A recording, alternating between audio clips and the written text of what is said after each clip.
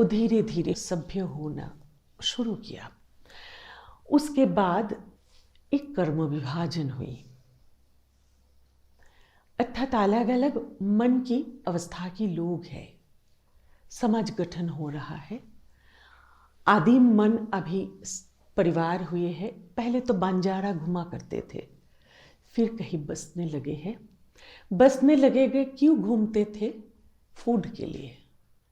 अब जब बसने लगे, परिवार बांधने लगे, तो फूड उगाना पड़ेगा, फार्मिंग की शुरू होती है। बहुत पहले जब ये सब कुछ भी नहीं हुआ था, ये आदिम मन ईश्वर मानते थे, आकाश तारा ये सभी को, पानी मिट्टी प्रकृति को ही।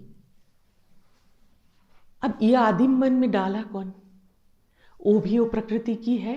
अब इंसानी मन को प्रकाश आ रहा है, इसी सबको ईश्वर मानते थे। और जब कोई थंडर स्टॉर्म होता था, कुछ भी भूकंप हुआ, तो लगता था ईश्वर बहुत रूठ गए हैं, डरते थे। इसको ईश्वर माना, इसी से ही डरा, तो पूजा इसलिए किया, मुझे डराओ मत, मुझे जीने दो। फिर भव्य होने गए इंसान, सभ्य होने गए, प्रगति होने गई। लेकिन इसके पहले इंसान एक कर्म विभाजन किया। मन में आया कैसे? जो प्रकृति से, जो परब्रह्म के अंश से जन्म हुए हैं, वही आदिम मन धीरे धीरे पारिवारिक हो के सामाजिक हो रहा है। वही प्राकृतिक मन में, अर्थात ईश्वर की कण है मन में, इसीलिए मन में एक कर्म विभाजन की सूझा। कोई ईश्वर को पूजा करे, उनको बुलाए, उनको मनन करे, जो ईश्वर रुष्ट ना हो जाए। कारण तो यही था पूजा करने की। आज भी बहुत सारे मन में ऐसे है समाज में।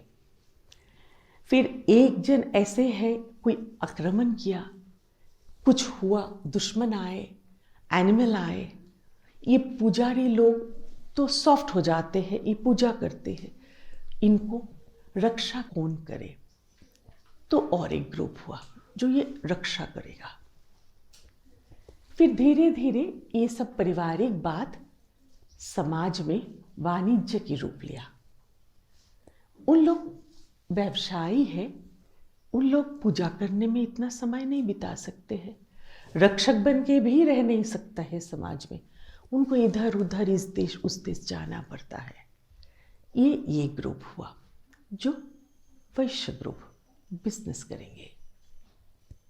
अब इतने सारे कर्म करेंगे, जूता की जरूरत पड़ा, मटका गढ़ने की जरूरत पड़ी, बहुत सारे बाकी भी धीरे धीरे जरूरत पड़ने लगी।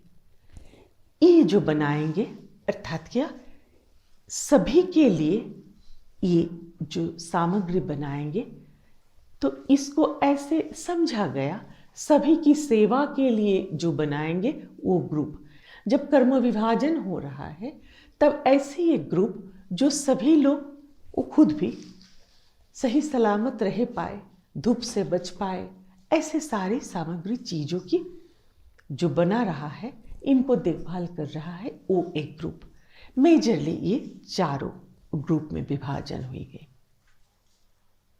अब आज कोई डॉक्टर बनते हैं, वो पूजा भी करते हैं, वो जरूरत है तो अपने घर की भी रक्षा करते हैं, एक ढंग की बिजनेस भी होती है, अर्निंग भी है, और आध्यात्मिकता भी करते हैं। तो आज एक ही इंसान में ये सारे गुण समा हुआ रहता है। डॉक्टर दूसरे की चिकित्सा करके दूसरे की सेवा भी करते हैं। अर्थात चौथा जो ग्रुप आए, जो सभी की सेवा करेंगे, वो उनमें भी आता है। कुछ असंभव लग रहा है तुम्हें? तो ऐसे है गुण अनुसार कर्म विभाजन।